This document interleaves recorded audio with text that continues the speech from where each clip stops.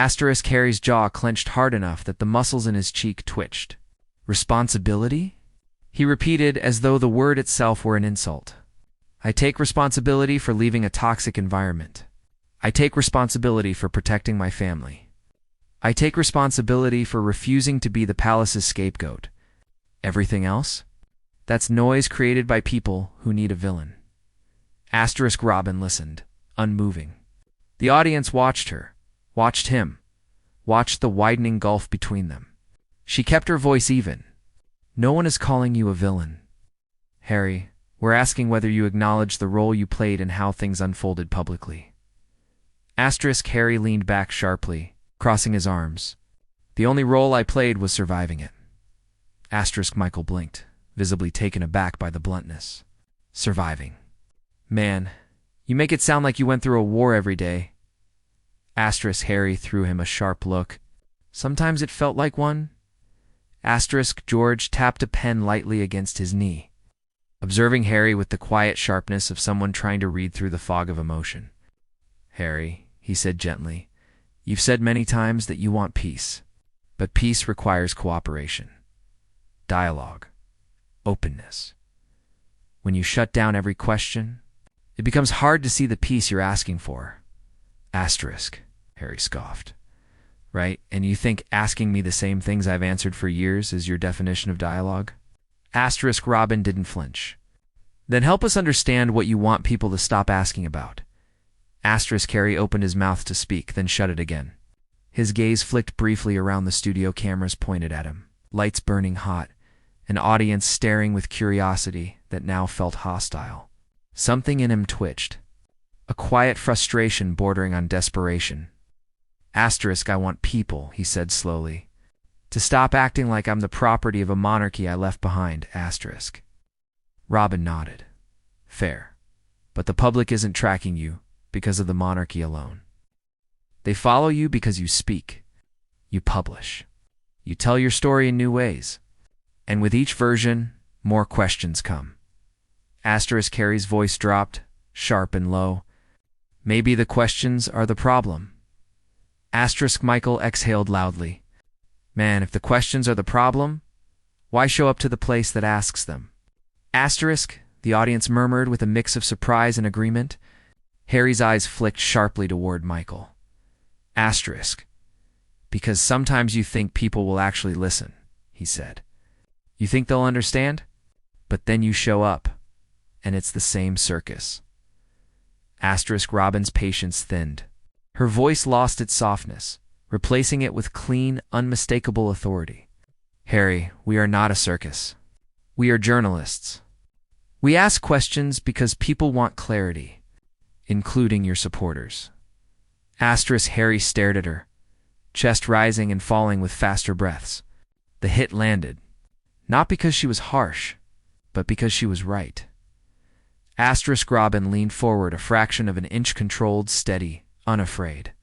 You're here because you chose to be here. You agreed to speak publicly about public issues. That comes with pushback sometimes. Asterisk Harry's jaw tightened. Maybe I'm done with pushback. Asterisk, then be honest about that, Robin replied. Don't blame everyone else for what you chose.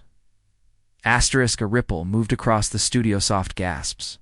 Shifting seats, the tension swelling like a held breath. Asterisk George held his hands together. Watching both of them with a cautious eye, Harry, he said carefully. It sounds like you're battling between wanting your story told and wanting the world to stop talking about your story. Which one is it today? Asterisk Harry looked away, jaw working, fingers tapping rapidly against his knee. The question rattled him, cracked the surface. I don't know, he muttered. The honesty stunned the room. Raw, unfiltered, unguarded, Asterisk Robin seized the moment not to attack, but to anchor the interview back to something human.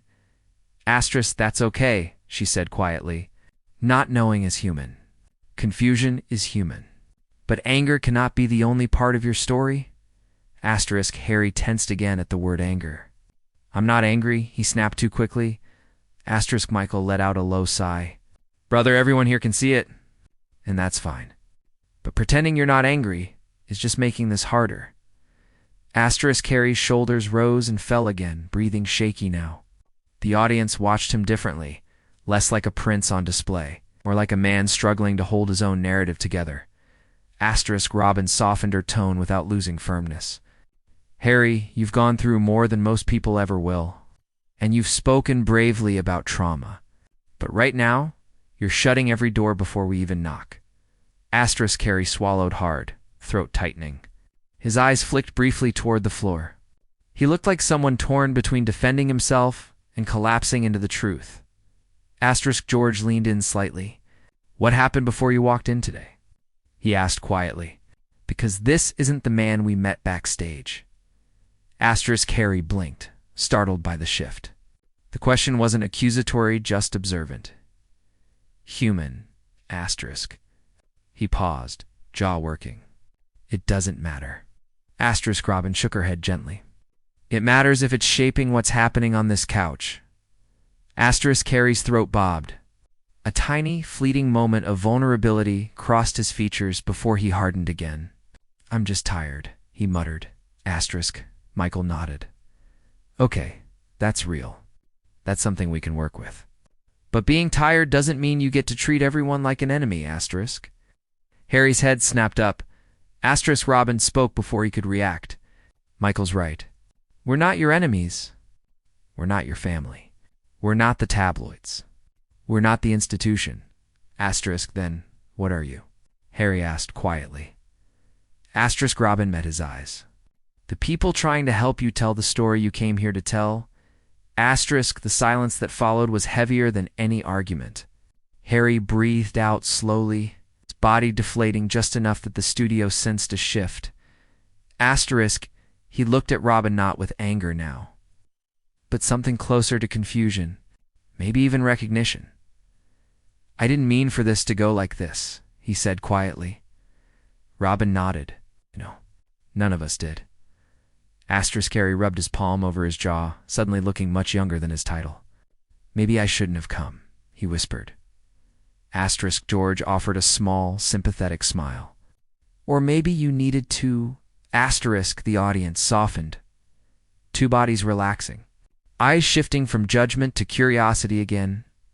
Asterisk Robin placed her note cards aside entirely. Leaning in with sincerity that radiated across the room, Harry, you've talked so much about wanting understanding. But understanding goes both ways. If you want the world to hear you, you have to meet it halfway. Asterisk Harry nodded slowly. The fight was draining from him, replaced by a weary realization. Maybe you're right. Asterisk Michael smiled slightly. Hey, that's why we're here. Conversations aren't perfect. Neither are people. Asterisk Harry breathed out long and low. For the first time since sitting down, his shoulders lowered in something that resembled relief. Asterisk Robin offered a small, genuine smile. Let's try again. Not as journalist and interview subject, just as people.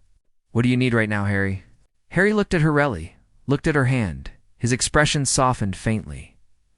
I need, he said, voice cracking just slightly. I need people to stop assuming the worst of me. Asterisk Robin nodded. Then let's start by showing them your best. Harry nodded back. For the first time that morning, the studio felt warm again. Asterisk.